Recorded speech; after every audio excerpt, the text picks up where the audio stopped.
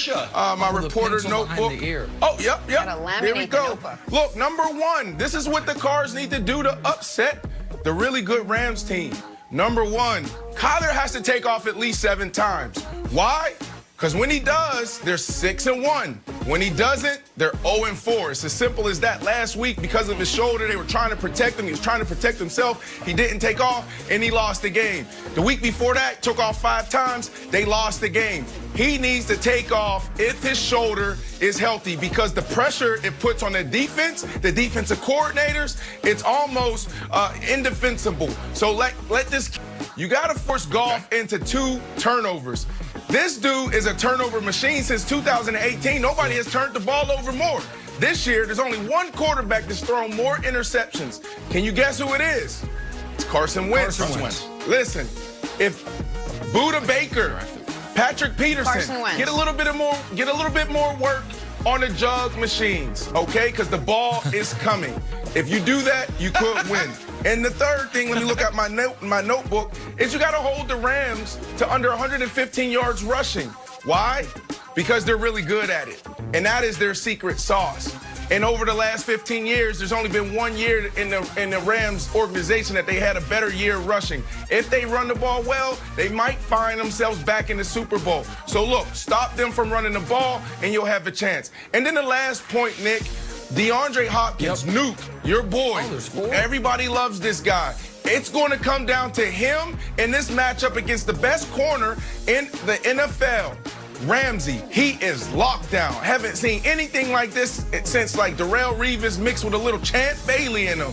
Hopkins need to have 7 receptions, 120 yards, and a TD. Some people are looking at me saying, Brandon, how can he do this versus a guy who is locked down? I don't know, but he has to figure it out, because the Rams defense is going to stop the run, okay? And Nuke, it's going to come down to him. He has to have his best year. They need to be best game. He has to be efficient. Those are the 4 keys, Nick. What do you think? All right, so I want to focus. I think those are great. I want to focus on key 2, because I think the Cardinals, they have one clear through line to upsetting the Rams, and that's Goff screwing it up. Because here's where we're at with the Cardinals, then I'll talk about Goff. To steal a line from Wild's good friend Bill Simmons, the Arizona Cardinals, are we sure they're actually good?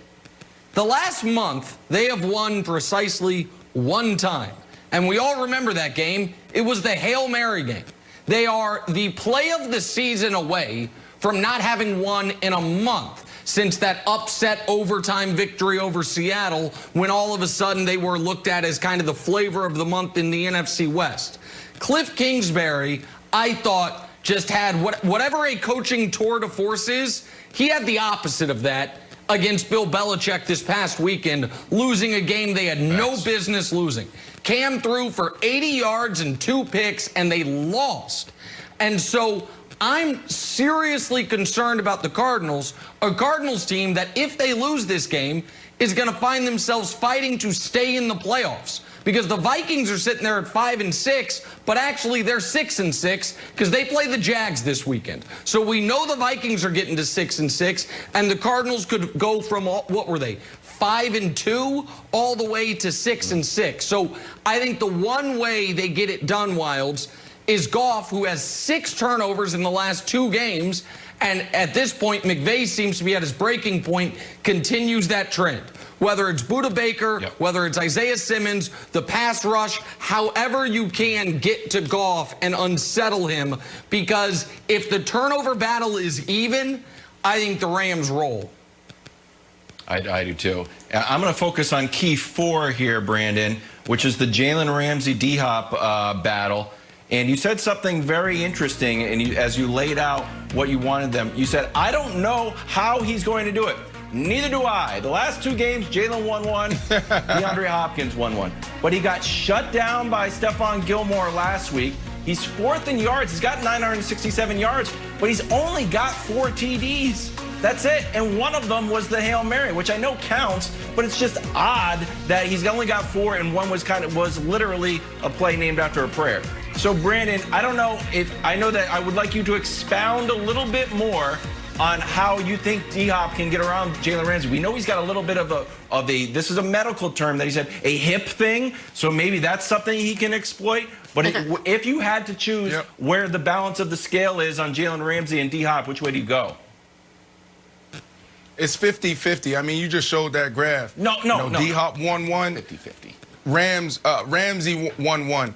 And look, I go back to my days when I was playing for the Miami Dolphins and going against the Jets twice a year when they had Antonio Cromartie and Darrelle Revis.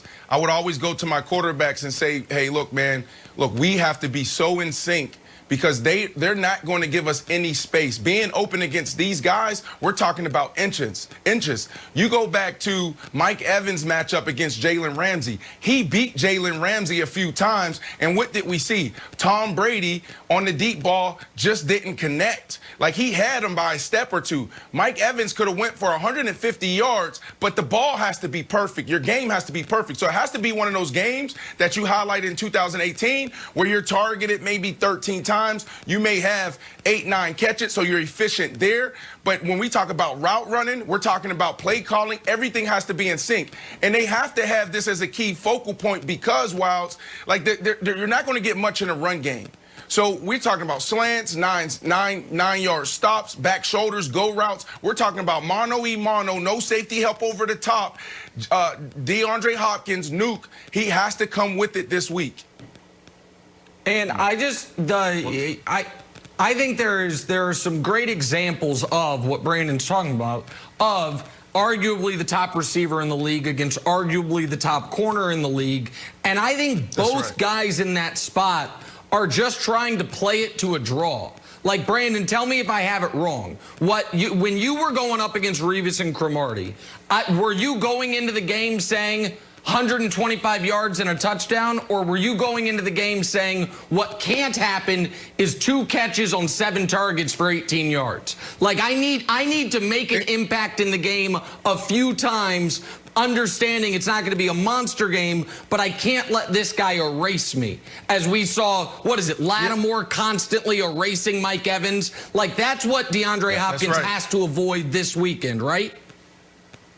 Yeah, what you said is it's one thing for me, right? So I remember going against Darrelle Revis and watching him on prime time, and what they would do is put up a graph, and they said Darrelle Revis against Randy Moss, Darrelle Revis against Calvin Johnson, Darrelle Revis against Reggie Wayne, Marvin Harrison, Terrell Owens, Chad Ochocinco, Brandon Marshall, Andre Johnson, et cetera, et cetera, et cetera. And none of those guys went over 100 yards on him. It was insane when that guy was in his prime playing for the Jets the first time around. Nobody could get over 100 yards. So my goal was I wanted to be the first. I wanted to expose Darrelle Revis. So I looked at it as the same because I didn't want to be on that sheet with two receptions for 10 yards. Can't happen. All right, let's move on. You got another game I want to talk about this weekend. The Saints continue the great